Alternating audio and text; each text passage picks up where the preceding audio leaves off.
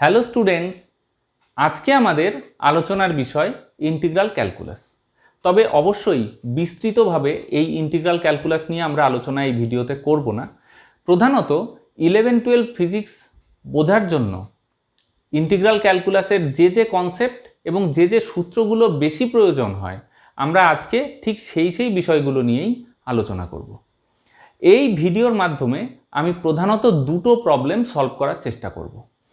এক নম্বর প্রবলেম হলো, যখন আমরা 11-এ প্রথম ফিজিক্স পড়া শুরু করি তখন প্রথম দিককার চ্যাপ্টার যেমন মেকানিক্সেই এই ইন্টিগ্রাল ক্যালকুলাসের প্রচুর প্রয়োগ দেখতে পাওয়া যায়, কিন্তু সাধারণত সেই সময় ম্যাথমেটিক্সের ক্লাসে আমাদের এই ইন্টিগ্রাল ক্যালকুলাস শিখে ওঠা হয় না। তার কারণ ম্যাথমেটিক্সে অনেক পরের দিকে, সিলেবাসের অনেক পরের দিকে এই ইন্টিগ্রাল ক্যালকুলাস আছে। তো স্বাভাবিকভাবেই ফিজিক্স পড়তে গিয়ে একটা সমস্যায় পড়তে হয়। আশা করি এই ভিডিওটা দেখার পরে আমাদের এই সমস্যা আর থাকবে না। দ্বিতীয়ত, অনেক স্টুডেন্ট ইন্টিগ্রেশন খুব মেকানিক্যালি করে, কিন্তু এই ইন্টিগ্রালের মানে কি, সে যে উত্তরটা পেলাম তার ফিজিক্যাল সিগনিফিক্যান্স কি, এইটা যদি আমরা পরিষ্কারভাবে না বুঝি তাহলে ইন্টিগ্রাল ক্যালকুলাসের প্রয়োগ আমরা ফিজিক্সে করতে পারবো না, বা যে অঙ্কে ইন্টিগ্রাল ক্যালকুলাস ব্যবহার করা আছে সেগুলোকে মুখস্থের মতো অনেকে করে থাকে। সেই মুখস্থটা যাতে না করতে হয় সেই জন্য আজকের এই ভিডিও। কেন আমরা ইন্টিগ্রাল ক্যালকুলাস ফিজিক্সে ব্যবহার করছি এবং কখন করছি, আশা করি এই সমস্যাগুলো বা এই প্রশ্নগুলো তোমাদের আর থাকবে না এই ভিডিওটা দেখার পরে। তো চলো শুরু করা যাক আমাদের আজকের আলোচনা। এটা হচ্ছে ইন্টিগ্রাল সাইন। একটা ফাংশনের সাধারণত ইন্টিগ্রাল করা হয় ডিএক্স। এই ফাংশন, অর্থাৎ যে ফাংশনকে ইন্টিগ্রেট করা হচ্ছে তাকে বলা হচ্ছে ইন্টিগ্র্যান্ড। যে ভেরিয়েবলের রেসপেক্টে এখানে ইন্টিগ্রেট করা হচ্ছে সেটা হচ্ছে এক্স, অর্থাৎ এক্স হচ্ছে এখানকার এই ইন্টিগ্রালের ভেরিয়েবল।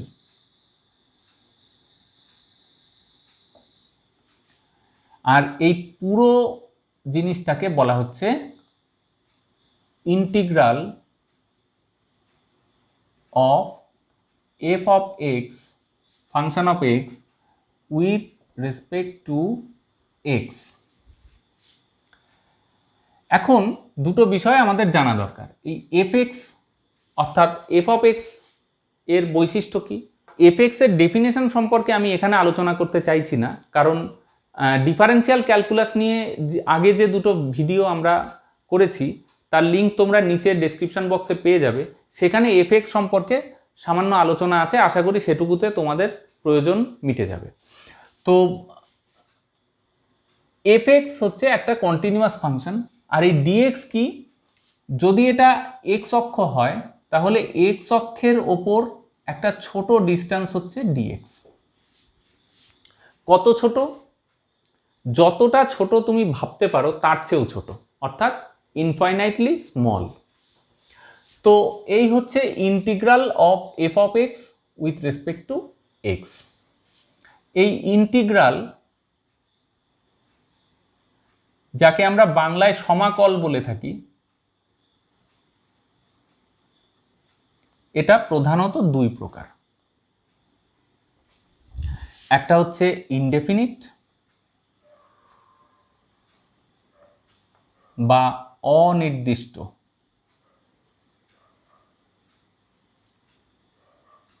সমাকল। ইনডেফিনিট ইন্টিগ্রাল বা অনির্দিষ্ট সমাকল, একে আমরা এইভাবে প্রকাশ করি, integral f of x dx, ঠিক যেমনটা আমরা আগে দেখিয়েছি। আর একটা হচ্ছে ডেফিনিট ইন্টিগ্রাল, যাকে আমরা নির্দিষ্ট সমাকল বলে থাকি।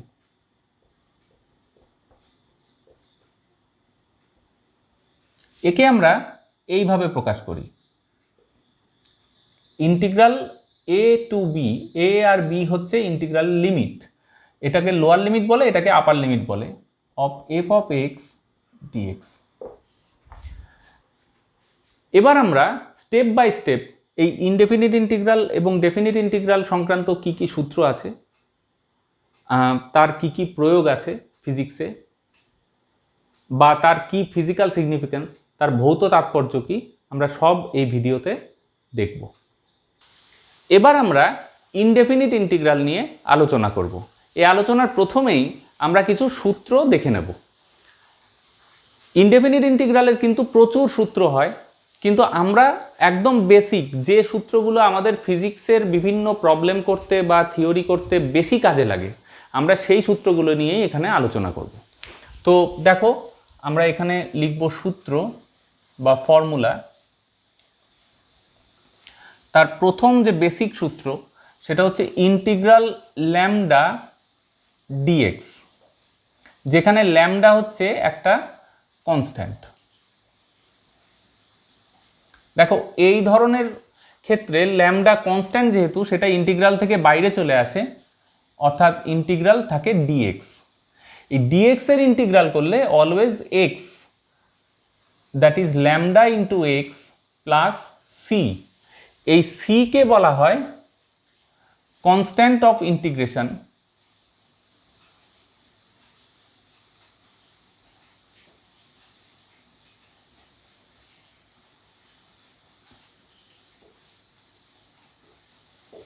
কনস্ট্যান্ট অফ ইন্টিগ্রেশন বা সমাকলন ধ্রুবক। এবার চলো সেকেন্ড সূত্রটা দেখি। Number 2, integral x to the power N dx is equal to x to the power N plus one by n plus one plus c. C আবারও কনস্ট্যান্ট অফ ইন্টিগ্রেশন। মনে রাখবে যে ইনডেফিনিট ইন্টিগ্রাল করলেই তার উত্তরে সবসময় একটা কনস্ট্যান্ট অফ ইন্টিগ্রেশন আসে। এটার কারণ আমরা পরে ব্যাখ্যা করব। তো এর একটা প্রয়োগ দেখা যাক। ধরা যাক integral x to the power 3 dx, আমাকে এইটা করতে দেওয়া হলো। তো এটার মান হবে এক্স টু দি পাওয়ার, এখানে এন এর মান দেখো 3 আছে, তাহলে এখানে n plus one by n plus one হবে, তাহলে 3 plus one by 3 plus one plus c. তো এটা equal to x to the power 4 by 4 plus c. N এর মান যেমন 1 2 3 4 এরকম অখণ্ড সংখ্যা হতে পারে, ঠিক সেরকম অখণ্ড ঋণাত্মক সংখ্যাও হতে পারে, আবার ভগ্নাংশও হতে পারে, কিন্তু এন এর মান -1 হতে পারবে না এই সূত্রের ক্ষেত্রে, অর্থাৎ এন নট ইকুয়াল টু -1। -1 হলে কি হবে সেটা আমরা পরে দেখছি। একটা ভগ্নাংশ দিয়ে দেখাই, integral x to the power half অর্থাৎ রুট এক্স ডিএক্স। তো এটা করলে আসবে x to the power half plus one by half plus one plus c, that is equal to x to the power 3/2 divided by 3/2 হবে, that is 2/3 plus C. এই হবে উত্তর। 3 number দেখো, n equal to -1 হলে কি হবে, that is n equal to -1 হলে x to the power -1, that is 1/x, that is dx by x is equal to, এটা হবে log x প্লাস সি। এখানে আমি বলবো একটা বিষয় বিশেষভাবে লক্ষ্য করতে। ব্যাপারটা কি, আমরা ডেরিভেটিভের সূত্র আগের ভিডিওতে শিখেছি, তার একটা সূত্র মনে করা যাক, ddx of x to the power n, that is equal two n into x to the power n-1। এটা ছিল ডেরিভেটিভের একটা সূত্র। তো দেখো, আমরা যদি x to the power 4 plus c, x to the power 4/4 plus c, এইটাকে আমরা যদি ডেরিভেটিভ করি তাহলে আমরা কি পাবো লক্ষ্য করি। তো দেখো, ddx of x to the power 4/4 plus c, c হচ্ছে একটা কনস্ট্যান্ট। তো দেখো আমরা পাচ্ছি, এইটাকে ডেরিভেটিভ করলে দেখো 1/4 আগে চলে আসবে, যেহেতু ডেরিভেটিভের বাইরে চলে আসবে, যেহেতু এটা কনস্ট্যান্ট। আর এক্স টু দি পাওয়ার 4 এর ডেরিভেটিভ করলে দেখো এখানে n এর মান 4, তাহলে একটা 4 আগে চলে আসবে into x to the power 4 - 1। আর ddx of c, that is কনস্ট্যান্টকে ডেরিভেটিভ করলে আসবে 0। তাহলে দেখো আমরা পাচ্ছি 4 4 ক্যান্সেল হচ্ছে আর এক্স টু দি পাওয়ার 3 পড়ে থাকছে। তাহলে এর থেকে আমরা কি বুঝতে পারছি, যে দেখো যে ফাংশনটাকে ইন্টিগ্রেট করে আমি এটা পাচ্ছি, সেটাকে আবার ডেরিভেটিভ করলে দেখো সেই আগের ফাংশনটা খুঁজে পাওয়া যাচ্ছে। এই যে এখানে যদি সি না থেকে অন্য কিছু থাকতো, দ্যাট ইজ অন্য আর একটা কনস্ট্যান্ট C2, বা ধরো সি নেই, সি এর মান 0, সেক্ষেত্রেও দেখো উত্তরটা একই থাকে। তাই আমাদের এখানে একটা আরবিটারি কনস্ট্যান্ট বসানো হয়। তাহলে আমরা এর থেকে কি সিদ্ধান্ত করতে পারি যে ইনডেফিনিট ইন্টিগ্রাল আসলে ডেরিভেটিভের ঠিক উল্টো প্রসেস, অর্থাৎ ইন্টিগ্রেট করে আমরা যে ভ্যালু পাচ্ছি কোনো ফাংশানের, সেটাকে ডেরিভেটিভ করলে আবার সেই ফাংশনটা পাওয়া যায়, অর্থাৎ এটা জাস্ট একটা উল্টো প্রসেস। তাই ইনডেফিনিট ইন্টিগ্রাল বা অনির্দিষ্ট সমাকলনকে অনেকে অ্যান্টি ডেরিভেটিভ বলে থাকে।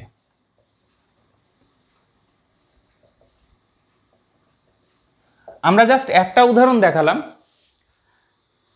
এরকম তোমরা যে কোনো সূত্র এইভাবে ট্রাই করে দেখতে পারো, তোমরা ঠিক উত্তরটাকে ডেরিভেটিভ করলে আবার এই ইন্টিগ্রাল করা হয়েছে যে ফাংশনটাকে, সেই ফাংশনকে পাওয়া যাবে।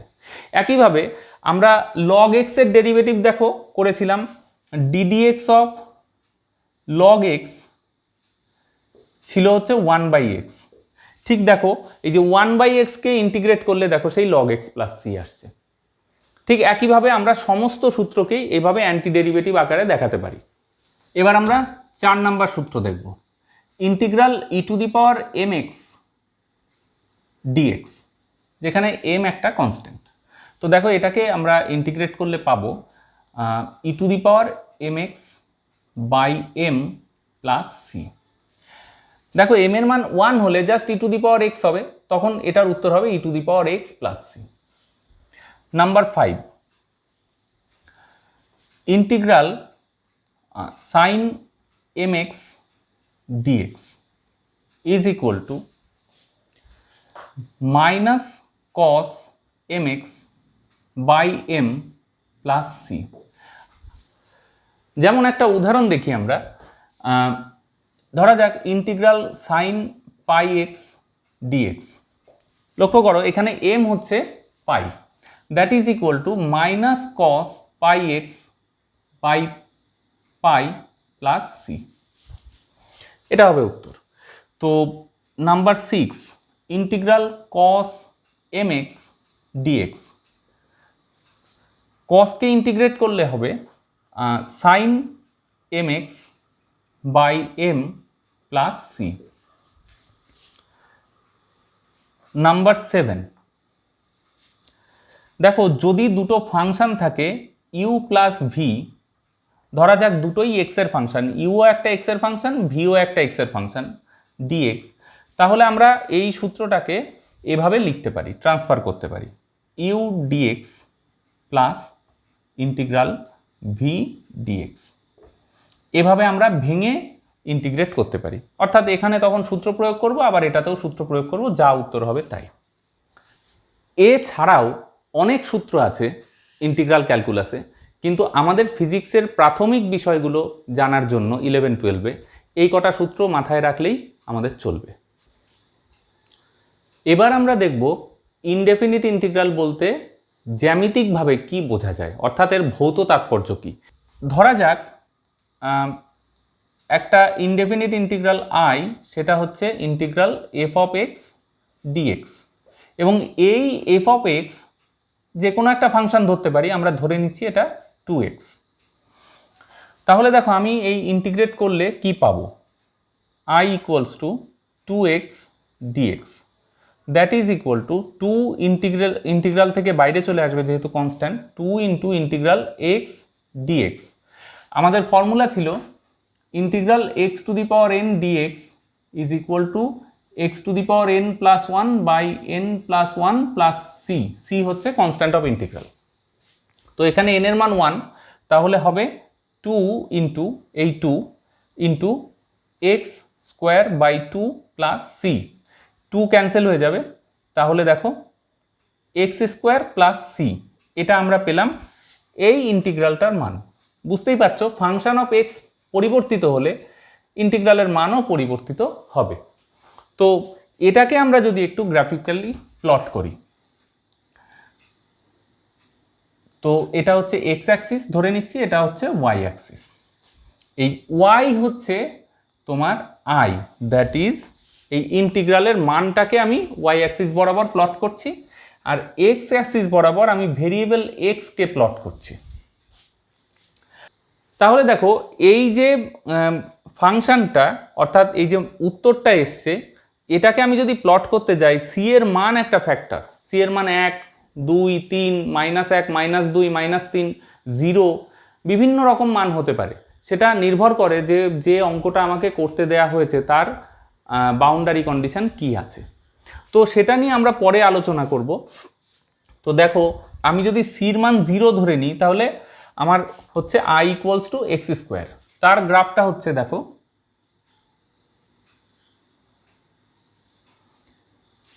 x এর বিভিন্ন মানের জন্য আমরা পাবো এই গ্রাফ যখন c = 0। লক্ষ্য করো x এর মান 0 হলে i এর মান 0, এখানেও তাই, x এর মান যখন 0 i এর মানও 0।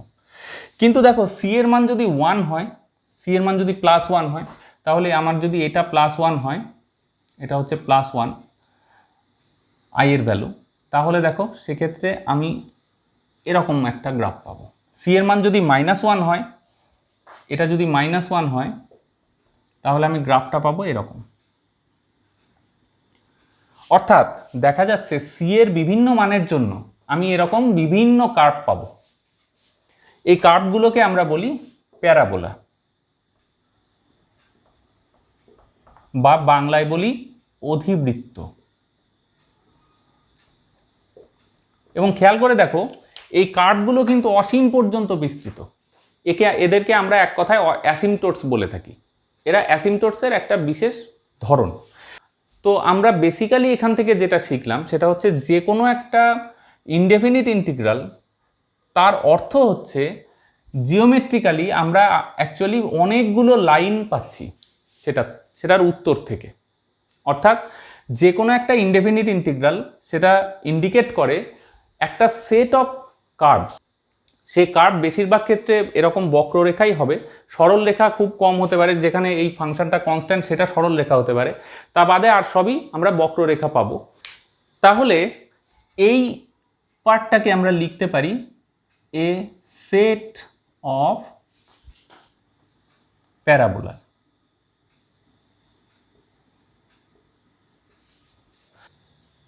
আমি প্রথমেই বলেছি যে ফিজিক্সের বিভিন্ন অধ্যায়ে প্রবলেম করতে গেলে বা থিওরি করতে গেলে আমাদের ইন্টিগ্রাল ক্যালকুলাস প্রয়োগ করতে হয়।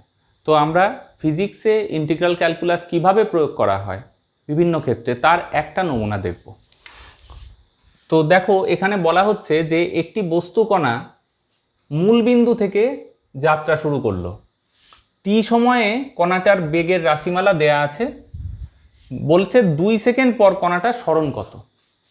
দেখো দেখে মনে হচ্ছে এটা ফিজিক্সের প্রবলেম, কিন্তু এখানে এই প্রবলেমটা সলভ করতে গেলে আমাদের কিন্তু ফিজিক্সের বিশেষ জ্ঞানের প্রয়োজন নেই, এটা অঙ্ক দিয়েই সলভ করা যায়, মানে জাস্ট ইন্টিগ্রাল ক্যালকুলাস ব্যবহার করে।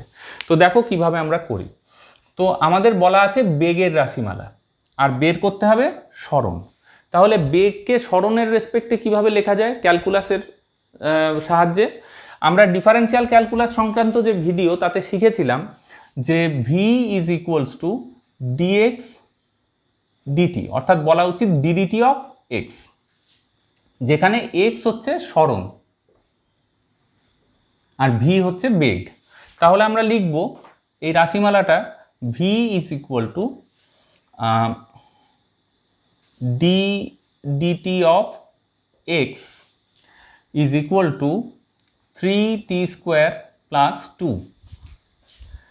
দেখো এখানে আমরা কিভাবে এটাকে ম্যানেজ করব, dx বা পাশে থাকলো, dt কে ওই পাশে আমরা ট্রান্সফার করতে পারি। সেটা কিভাবে দেখো, 3t² + 2 হোল ইন্টু dt। এবার দেখো আমি দুপাশে ইন্টিগ্রেট করব। তো আমরা জানি dx কে ইন্টিগ্রেট করলে হয় x, that is equal two, এইটাকে আমরা দেখো ভাঙতে পারি, 3t² dt plus integral 2 dt। দেখো এখানে আমরা লিখতে পারি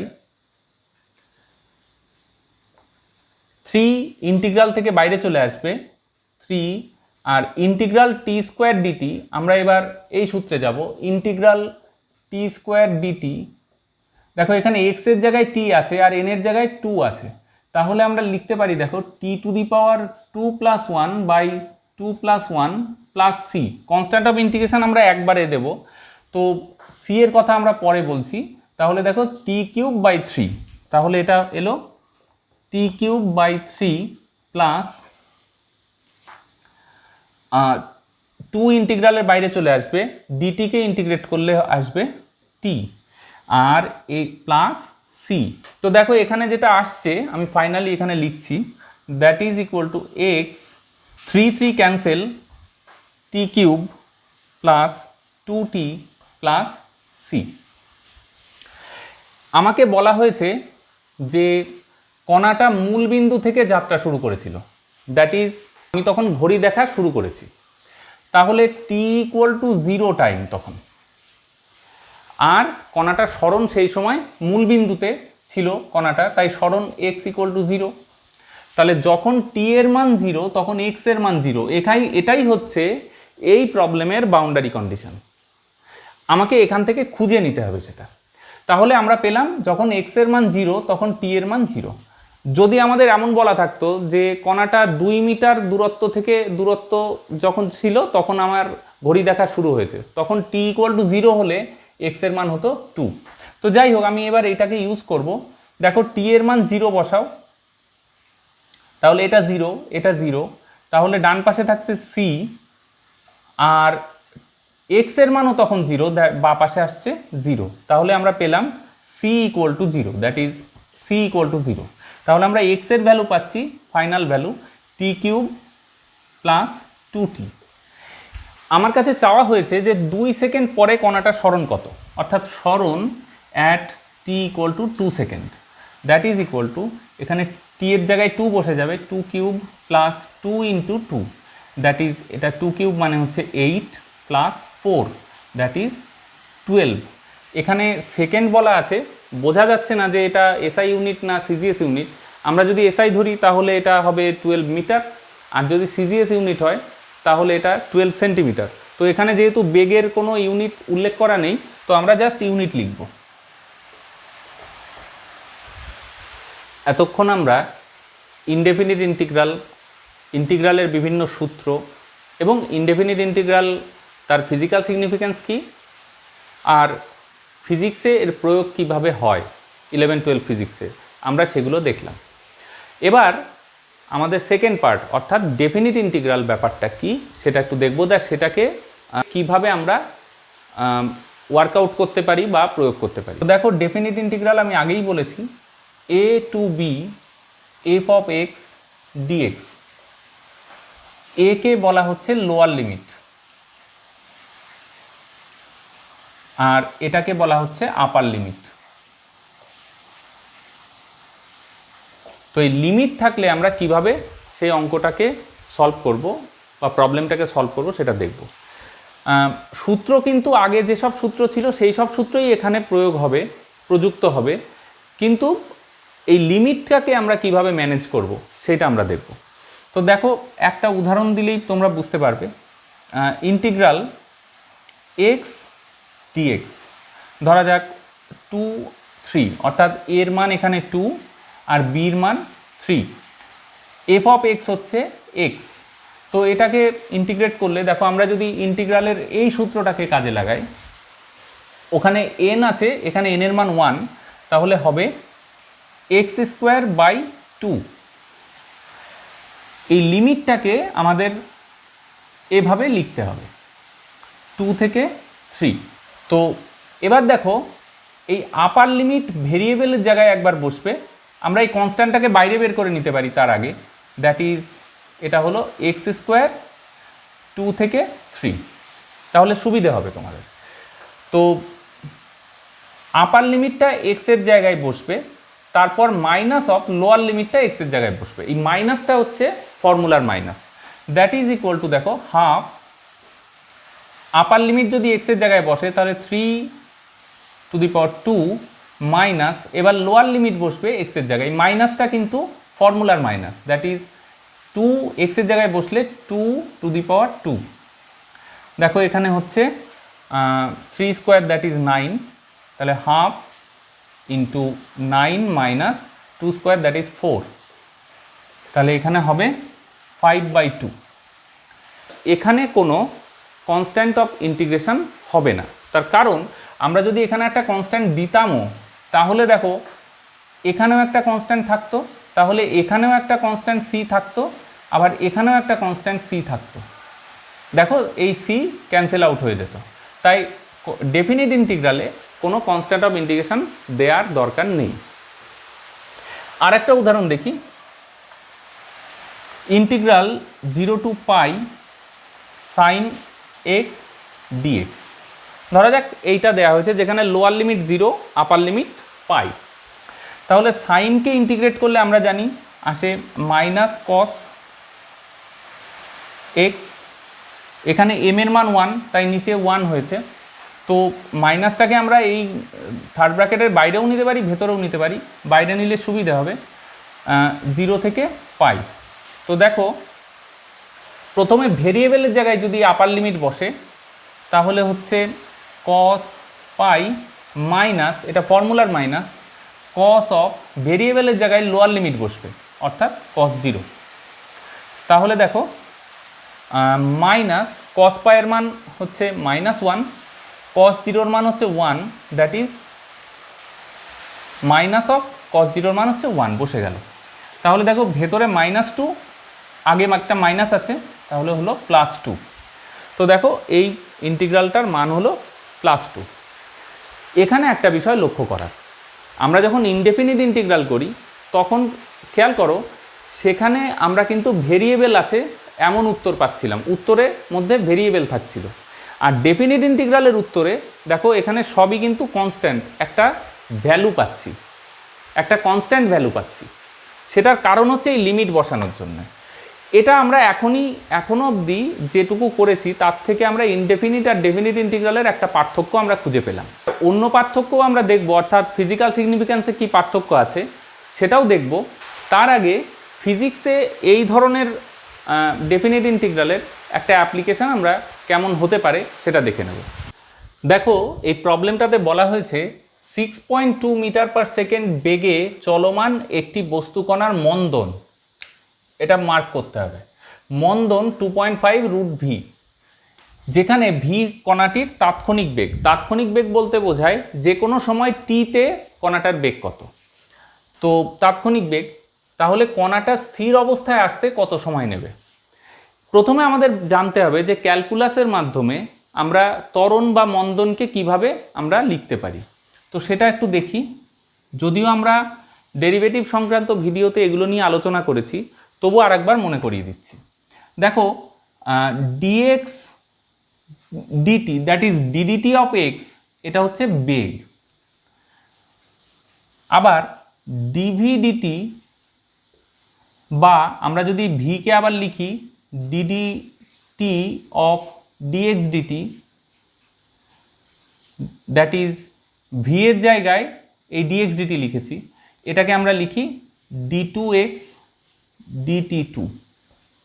এটা হচ্ছে ত্বরণ, অর্থাৎ ত্বরণ f। ত্বরণ কেন বলছি, দেখো এটা পজিটিভ আছে। পজিটিভ হলে ত্বরণ কেন, কারণ এইটা বলতে যেটা বোঝায় সেটা হচ্ছে টি এর সামান্য পরিবর্তনে, অর্থাৎ টাইম সামান্য একটু পাস করলে বেগের কতটা পরিবর্তন হবে। এই পরিবর্তন যদি বেশির দিকে হয়, অর্থাৎ পরিবর্তন দুভাবে হতে পারে, বেগ বৃদ্ধি হয়ে হতে পারে, বেগ হ্রাস পেয়ে হতে পারে। যদি বেগ বৃদ্ধি পায় তখন আমরা পরিবর্তনটাকে পজিটিভ বলি, অর্থাৎ তখন এটা পজিটিভ। আর যদি আমরা মন্দন বলি, অর্থাৎ টাইম বাড়ার সাথে সাথে বেগের মান কমে যাচ্ছে, তখনও এক্সপ্রেশন একই থাকবে, একটা মাইনাস আসবে, দ্যাট ইজ এফ।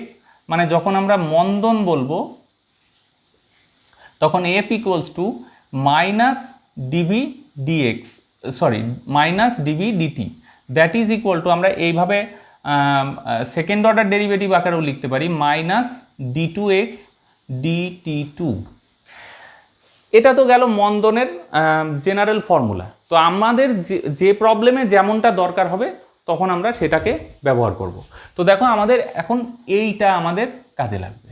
তো এখানে দেখো মন্দন dv dt that is ddt of v is equals to, মন্দন বলে দিয়েছে 2.5 রুট ভি। অ্যাকচুয়ালি মন্দন বলতে আমরা মাইনাস নিই, আমি একটু আগে ব্যাখ্যা করলাম যে যেহেতু টাইমের রেসপেক্টে ভেলোসিটি এখানে কমতে থাকছে, টাইম যত বাড়ছে পার্টিকেলের ভেলোসিটি কমতে থাকছে, সেই জন্য মাইনাস ডিভিডিটি অর্থাৎ মন্দন। এখানে দেখো আমি ভিকে যদি ডিভিকে বা পাশে রাখি আর ডিটিকে ডান পাশে ট্রান্সফার করি, তাহলে এই যে ভি রয়েছে এখানে রুট ভি রয়েছে, তাহলে ওটাকে আমার বা পাশে ট্রান্সফার করতে হবে, কারণ ইন্টিগ্রেট করার সময় ডি অফ যে ভেরিয়েবল থাকবে সেখানে ফাংশনটাও সেই ভেরিয়েবলের হতে হবে। তো দেখো dv is equal to 2.5 dt, আর এই রুট ভি বা পাশে চলে এলে ডিভাইডেড বাই রুট ভি, একটা মাইনাস হবে, মাইনাস তুমি যে কোনো পাশে রাখতে পারো। এবার দুপাশে ইন্টিগ্রেট করতে হবে। এবার দেখো আমাদের এই প্রবলেমটার লিমিট নিয়ে ভাবতে হবে। দেখো এখানে বলাই আছে কণাটা তাৎক্ষণিক বেগ, অর্থাৎ যখন আমি ঘড়ি দেখা শুরু করেছি টি ইকুয়াল টু 0-তে, তখন তার বেগ ছিল এটা 6.25। তাহলে দেখো টি ইকুয়াল টু 0-তে কণাটার বেগ v equal to 6.25 metre per second. এবার দেখো রয়েছে কত সময় পরে, অর্থাৎ কণাটা স্থির অবস্থায় আসতে কত সময় নেবে। আমি ধরে নিচ্ছি যখন থেকে ঘড়ি দেখা শুরু হয়েছে তার টি সময় পরে কণাটা স্থির অবস্থায় আসবে, অর্থাৎ টি ইকুয়াল টু যখন টি, ভেরিয়েবলটার মান যখন টি হবে তখন এটার বেগ ভি ইকুয়াল টু 0 হবে, স্থির অবস্থায় আসবে। তাহলে দেখো টি এর লিমিট যাবে 0 থেকে টি অবধি, টি এর লিমিট এ পাশে যেহেতু এখানে ভেরিয়েবল টি 0 থেকে টি, আর ভি এর লিমিট দেখো বা পাশে হবে, দেখে এখানে ভেরিয়েবল ভি, তাই ভি দেখো টি যখন 0 অর্থাৎ লোয়ার লিমিট, তখন ভি এর মান কিন্তু ভি, আমি মানটা পরে বসাবো, এই ভির মানটা আমি পরে বসাবো।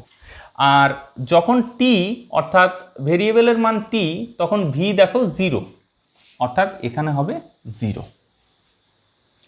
আশা করি তোমরা লিমিট কিভাবে এক্সট্রাক্ট করতে হয় অঙ্ক থেকে সেটা নিশ্চয়ই বুঝতে পেরেছো। তো এবার তো জাস্ট ম্যাথমেটিক্স কি হবে দেখো, এখানে রুট ভি, এটাকে আমি যদি ওপরে নিই তাহলে দেখো ভি থেকে 0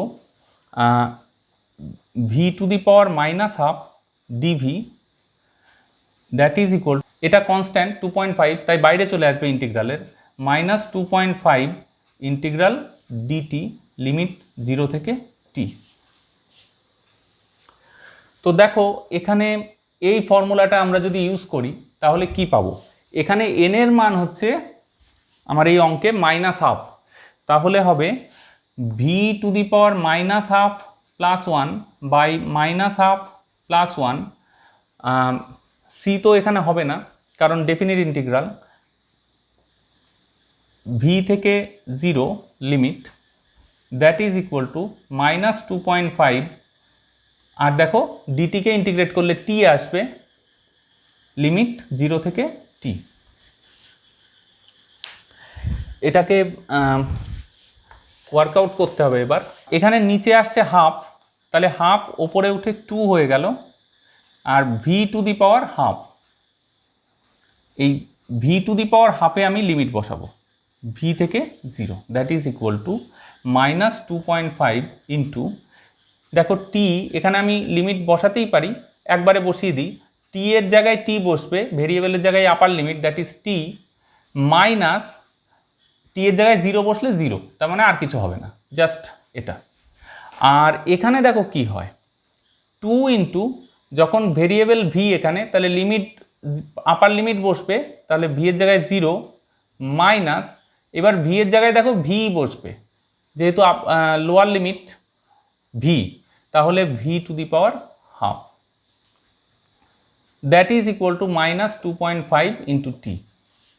তাহলে দেখো আমরা পাচ্ছি এখানে একটা -2 into v to the power half আর ওখানে টি, আমার টাইম বের করতে বলেছে, তাহলে টাইম টি ইকুয়াল টু 2/2.5, দেখো দুপাশ থেকে মাইনাস ক্যান্সেল হয়ে যাবে, v to the power half, that is root v. এখন এই ভির মান কত, এই যে 6.25, এটা আমরা বসিয়ে দেবো। তাহলে দেখো 2/2.5 ইন্টু রুট ওভার 6.25, ভি এর জায়গায় মান বসালাম। এখন 6.25 এই পয়েন্টটা তুলে দিলে দেখো নিচে আসবে 100, সবটাই রুটের মধ্যে। এখন দেখো এই ভ্যালুটা কত, দেখো 2/2.5 ইন্টু 625-এর রুট করলে দেখো আসে 25, আর 100 রুট করলে দেখো আসে 10। তাহলে দেখো এটা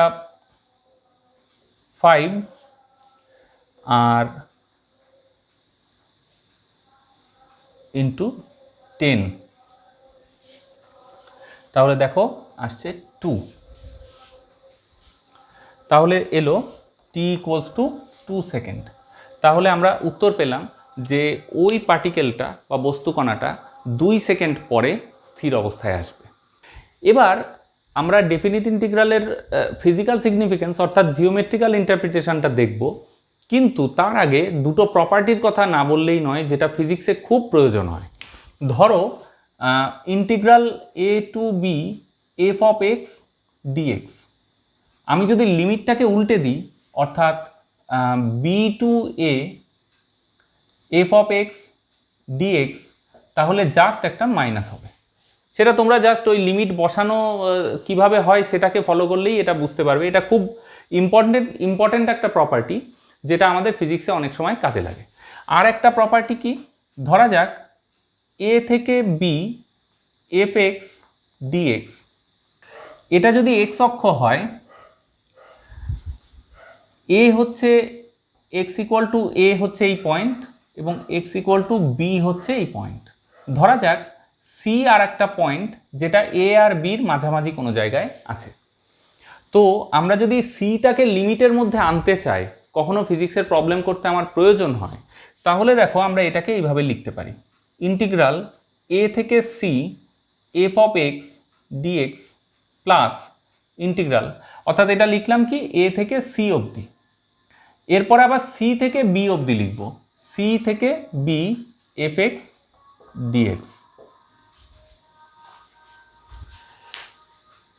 ডেফিনিট ইন্টিগ্রালের আরও অনেক প্রপার্টি আছে, কিন্তু এই দুটো বেসিক প্রপার্টি আমাদের ফিজিক্সে খুব প্রয়োজন হয়। এবার আমাদের দেখতে হবে ভৌত তাৎপর্য কী। তো তার আগে ভাবা যাক একটা গ্রাফের কথা। এদিকে এক্স ভেরিয়েবল প্লট করছি আর এদিকে একটা ফাংশন এফ অফ এক্স। ধরা যাক ফাংশনটা গ্রাফ আঁকলে এরকম একটা ফাংশন হচ্ছে, অর্থাৎ এরকম একটা ছবি পাওয়া যাচ্ছে। তো আমাদের যদি বলা হয় যে এই যে কার্ভ পেলাম এটা হচ্ছে ফাংশন অফ এক্স এর কার্ভ, তো এই কার্ভের আন্ডারে কতটা এরিয়া আছে সেটা হচ্ছে এক্স ইকুয়াল টু এ থেকে এক্স ইকুয়াল টু বি অবধি। আমাদের যদি এটা বের করতে দেয় তাহলে আমরা এটা কিভাবে বের করতে পারি, ট্রাই করি। তো আমি এই পুরো অংশটাকে আমি 3টে ভাগে ভাগ করছি, অর্থাৎ এটা একটা ভাগ, এটা একটা ভাগ, এটা একটা ভাগ। এইটুকু হচ্ছে ডেল্টা এক্স 1, এটুকু হচ্ছে ডেল্টা এক্স 2, এটুকু হচ্ছে ডেল্টা এক্স 3, ছোট ছোট 3টে ডিস্টেন্স। আবার দেখো এই ডেল্টা এক্স এর মধ্যে ফাংশনটা চেঞ্জ হয়েছে, ফাংশনটার ভ্যালু এত থেকে এত অবধি, এতটা চেঞ্জ হয়েছে।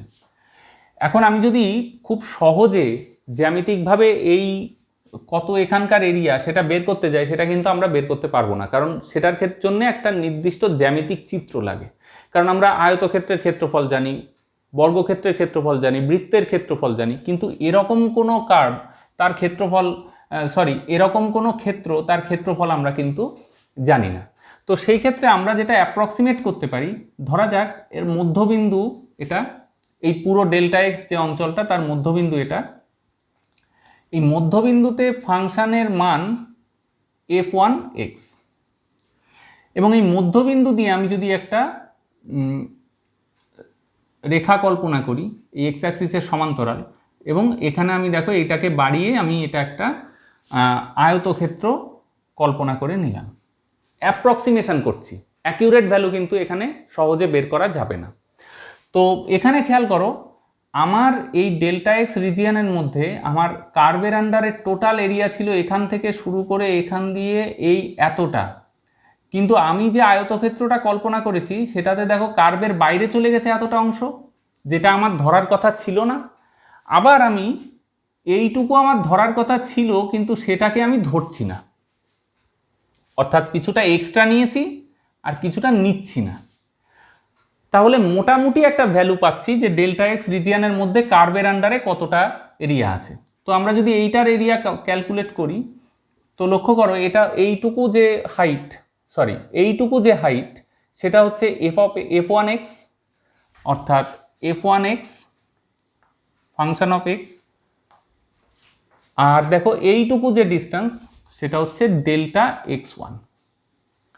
একইভাবে আমি যদি দ্বিতীয় এরিয়াটার কথা ভাবি, এই যে দ্বিতীয় খণ্ডের এরিয়া, সেখানেও দেখো ফাংশন এভাবে চেঞ্জ করে মান এইরকম হয়েছে।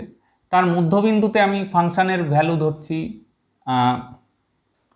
f2x, এবং সেই একইভাবে আমি মধ্যবিন্দু দিয়ে আমি একটা সমান্তরাল রেখা কল্পনা করব, আমি একটা আয়তক্ষেত্রের শেপ কল্পনা করে নিলাম। এখানে খেয়াল করো, আমি এই দুটো অংশ, যে এই অংশটা আর এই অংশটা আমার ধরার কথা ছিল না, কিন্তু আমার আয়তক্ষেত্রের মধ্যে সেটা এসে যাচ্ছে। আমি আগেই বলেছি আমি যে ক্যালকুলেশনটা করছি সেটা অ্যাপ্রক্সিমেশন, অর্থাৎ এই আয়তক্ষেত্রের ক্ষেত্রফলটা কত, সেটা হচ্ছে f2x, যেহেতু এই হাইটটা f2x আর এই ডিস্টেন্সটা ডেল্টা x2। থার্ড, একইভাবে দেখো আমি এর মধ্যবিন্দু যদি f3x কল্পনা করি, অর্থাৎ এটা হচ্ছে f3x, তাহলে এখানেও আমি একটা সমান্তরাল আঁকবো এবং এটা একটা আয়তক্ষেত্র। এখানেও দেখো এইটুকুকে আমি পাচ্ছি না আর এইটাকে আমি এক্সট্রা ধরছি। তো একইভাবে আমি এটার ক্ষেত্রফল পাচ্ছি, এটা f3x প্লাস ডেল্টা x3। এটাকে আমরা সামেশন আকারে লিখতে পারি, সামেশন i ইকুয়াল টু 1 থেকে, এখানে তিনটে খণ্ড তাই 1 থেকে 3 fi x ডেল্টা xi।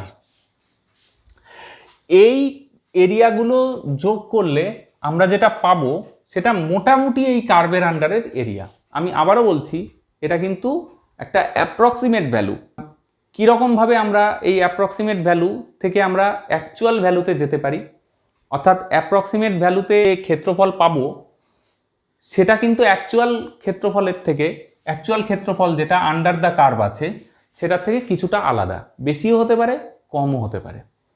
তাহলে আমি অ্যাকিউরেট ভ্যালুর কাছাকাছি কিভাবে যাব? তো দেখো, সেক্ষেত্রে আমরা যদি এই অংশগুলোকে আরও অনেক বেশি ভাগে বিভক্ত করতে পারি, দেখো আমি আর একটা ভাগ এরকম ধরলাম, তাহলে দেখো এখান থেকে ফাংশনটা এর মধ্যে যতটা চেঞ্জ করেছিল এর মধ্যে দেখো ততটা চেঞ্জ করেনি। এর মধ্যবিন্দু খেয়াল করো, এর মধ্যবিন্দু নিয়ে আমি যদি ভাবি তাহলে দেখো আমার অ্যাপ্রক্সিমেশনে ওই যে কিছুটা অঞ্চল বাইরে চলে যাচ্ছে আর কিছুটা ভিতরে বাদ যাচ্ছে, সেটা কিন্তু খুব বেশি আর হবে না।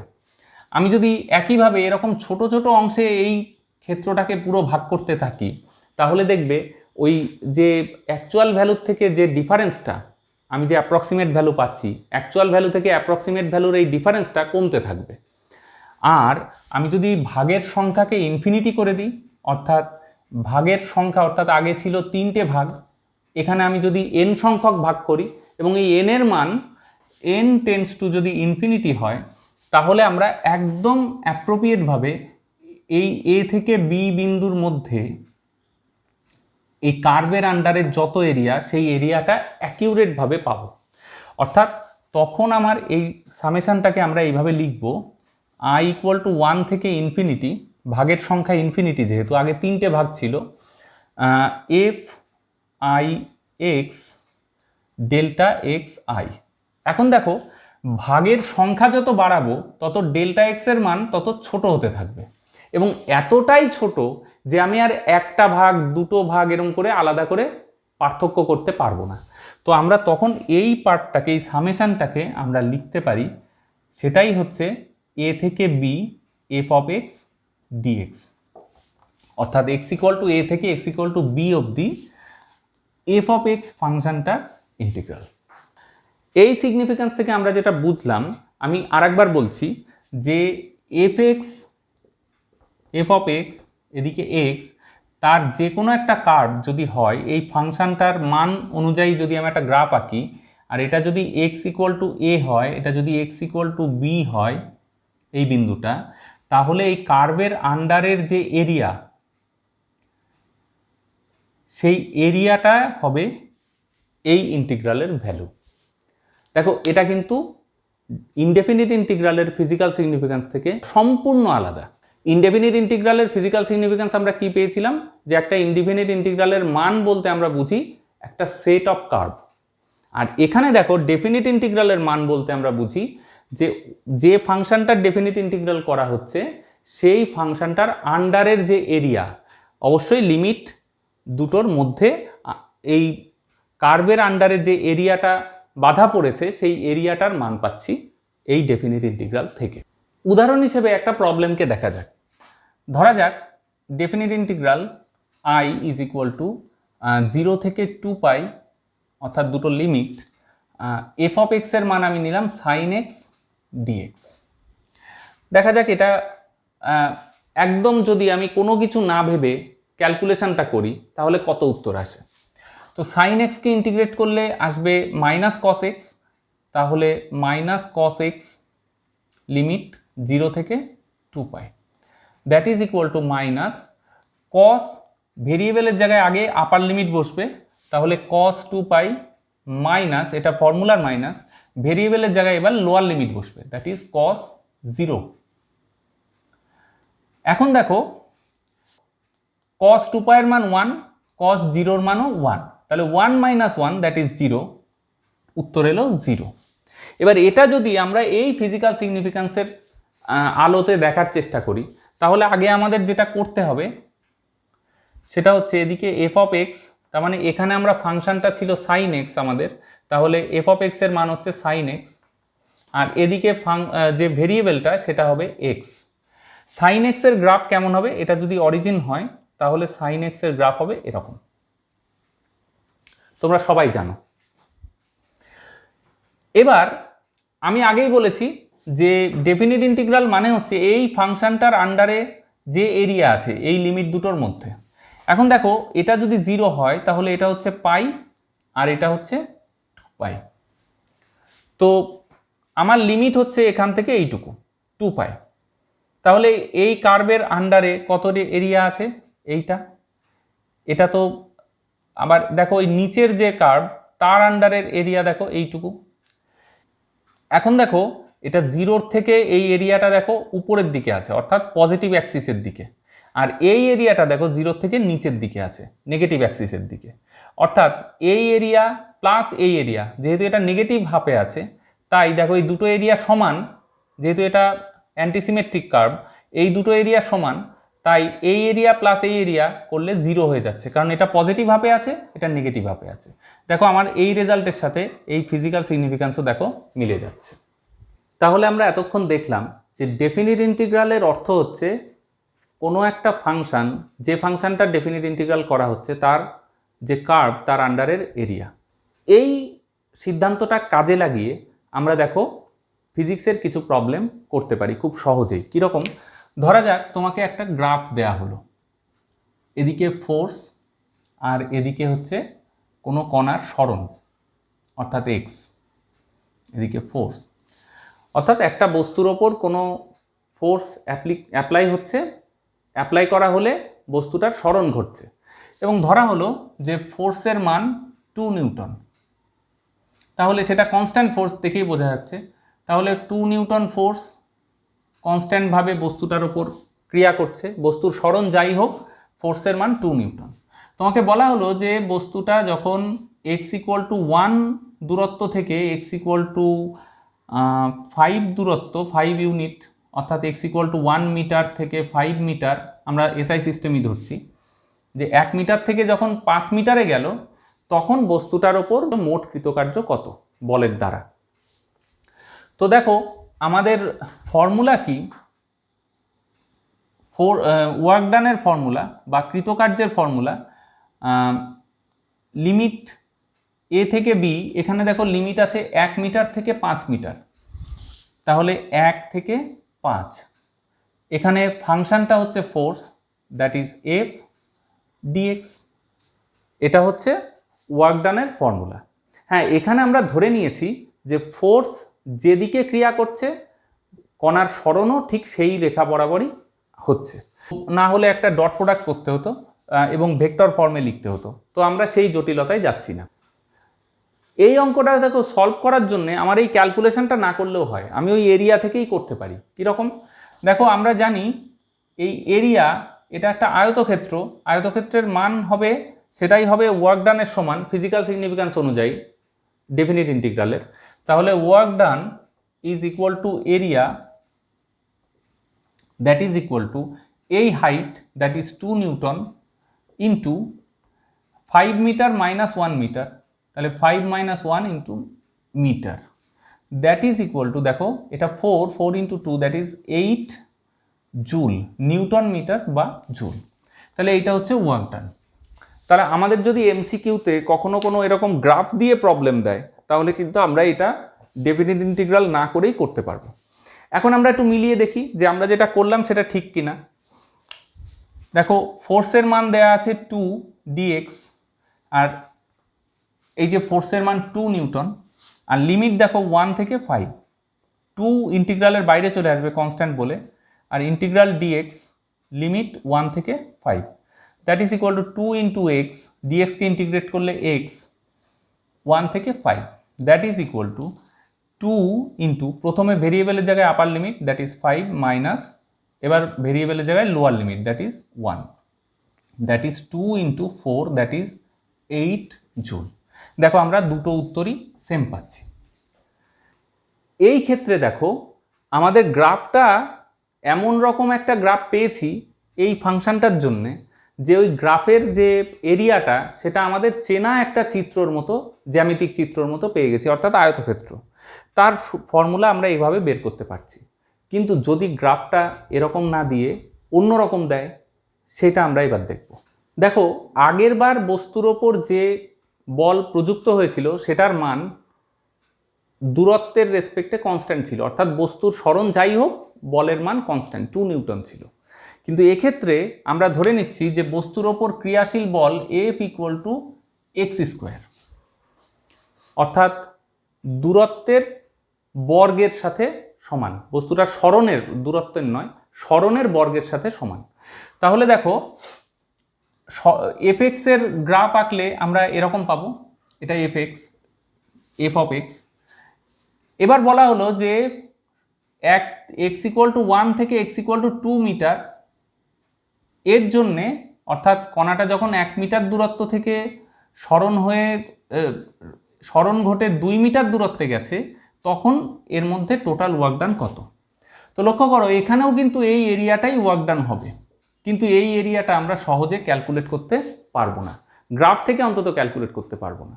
তাহলে আমাদের দেখো এখানে আমাকে যদি এইখানে জাস্ট বলে দেয় যে f অফ x = x², তাহলে আমাকে কিন্তু এটাকে ক্যালকুলেশন করেই বের করতে হবে, অর্থাৎ এই গ্রাফ থেকে আমি জিওমেট্রিক্যালি কিন্তু বের করতে পারবো না।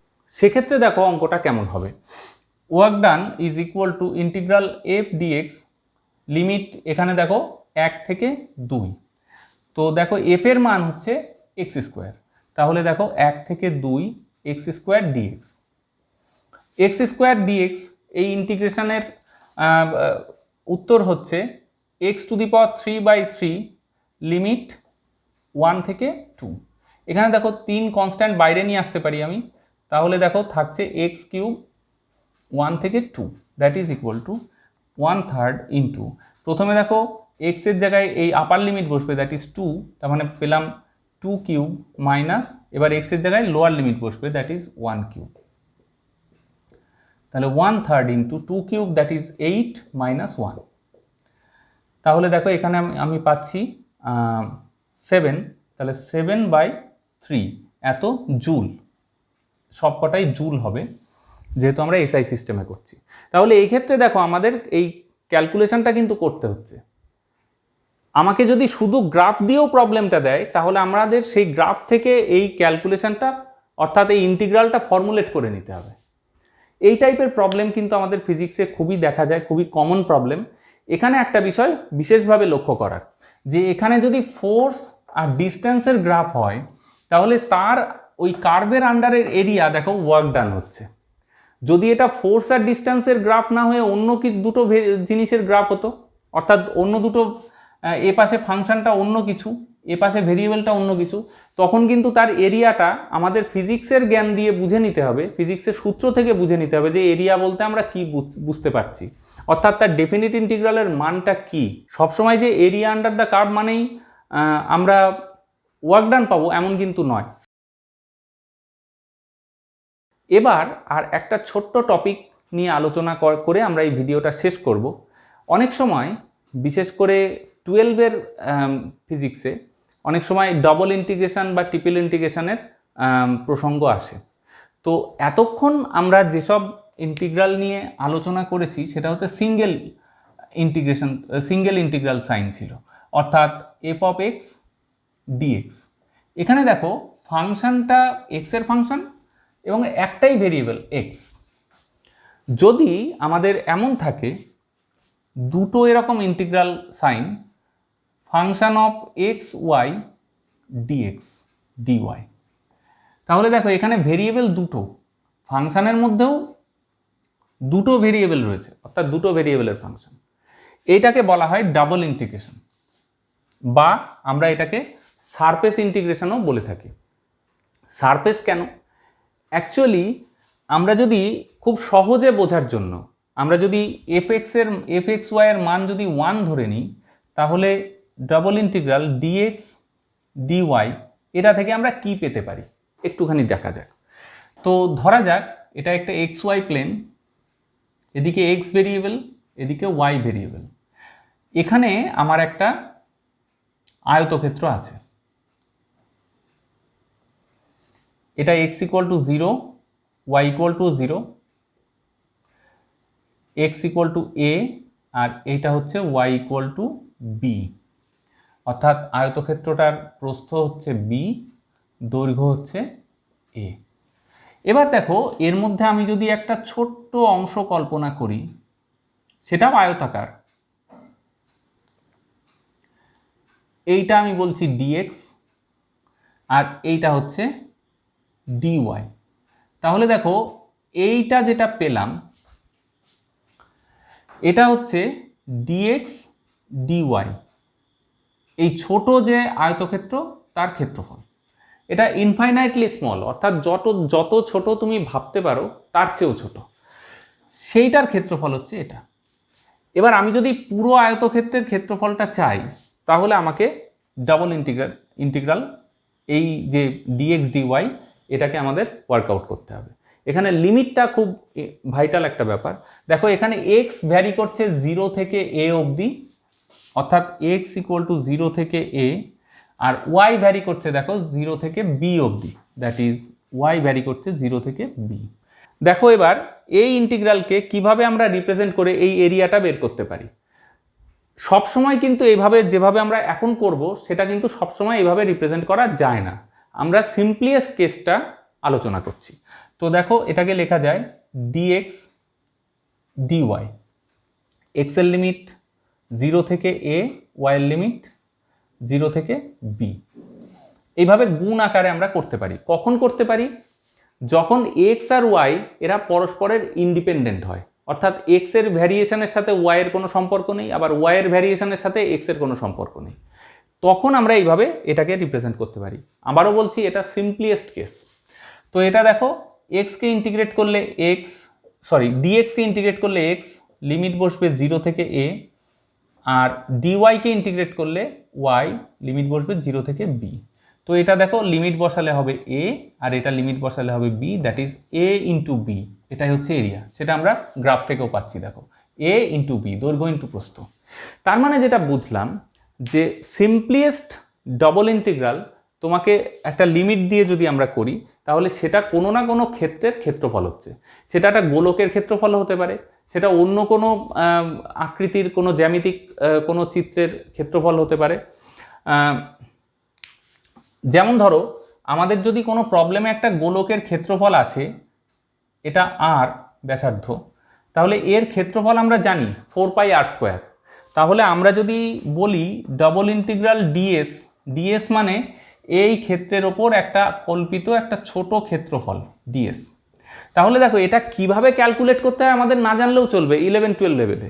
আমাদের শুধু এইটুকু জানতে হবে যে ডিএস এর মানে, ইন্টিগ্রাল ডিএস এর মানে, সারফেস ইন্টিগ্রাল ডিএস এর মানে হচ্ছে 4πr², দ্যাট ইজ ওই ক্ষেত্রের ক্ষেত্রফল। এখানে ক্যালকুলেশনের প্রসেসটা আমাদের 11-12-এ জানার দরকার নেই। অনেক সময় ডবল ইন্টিগ্রালকে আমরা এভাবে সারফেস লিখি, এস লিখি, ডিএস, এটার মানেও কিন্তু এই একই। ডবল ইন্টিগ্রাল যেমন একটা ক্ষেত্রের ক্ষেত্রফল দিচ্ছে, ঠিক তেমন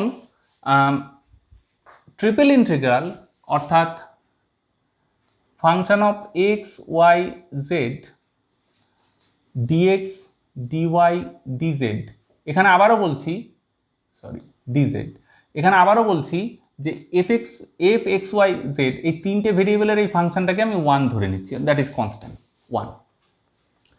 সেক্ষেত্রে আমরা এর একটা সিগনিফিকেন্স আমরা সহজেই দেখাতে পারি। ধরো একটা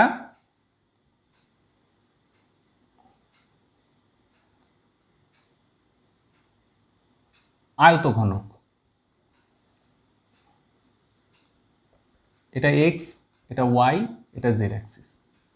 তো আয়তঘনকটা দেখো এক্স অ্যাক্সিস বরাবর এটা 0 থেকে এ অবধি, ওয়াই অ্যাক্সিস বরাবর দেখো 0 থেকে বি অবধি, এবং জেড অ্যাক্সিস বরাবর 0 থেকে সি অবধি বিস্তৃত আছে, এবং ওর একটা কর্নার দেখো সেন্টারে আছে। এখন আমাকে যদি বলা হয় যে এর আয়তন কত, তো আমরা দেখো এটার থেকে এর আয়তন পেতে পারি। তো এখানে দেখো integral, triple integral dx dy dz, আমরা আবারও বলছি সিম্পলিয়েস্ট ক্ষেত্র এটা, যেখানে এক্স ওয়াই জেড পরস্পরের ইন্ডিপেন্ডেন্ট এবং এই ফাংশনটা হচ্ছে 1। সেক্ষেত্রে আমরা দেখো এই ট্রিপল ইন্টিগ্রালের মানটা পাবো এর ক্ষেত্রফল, এর আয়তন। দেখো এক্ষেত্রে এক্স ওয়াই জেড যেহেতু পরস্পরের ইন্ডিপেন্ডেন্টলি ভ্যারি করছে, তাই এই ইন্টিগ্রালকে আমরা লিখতে পারি integral dx into integral dy into integral dz. Limit x এর লিমিট দেখো 0 থেকে এ, ওয়াই এর লিমিট 0 থেকে বি, জেড এর লিমিট 0 থেকে সি, এবং খুব সহজে এটা ইন্টিগ্রেট করলে দেখো পাবো এ, ইন্টিগ্রেট করে যদি লিমিট বসায় তাহলে a into b into c, that is এই আয়তঘনকের আয়তন, দৈর্ঘ্য ইন্টু প্রস্থ ইন্টু উচ্চতা। তাহলে এইভাবে আমরা ট্রিপল ইন্টিগ্রাল, অর্থাৎ এটাকে আমরা অনেক সময় বলি ভলিউম ইন্টিগ্রাল।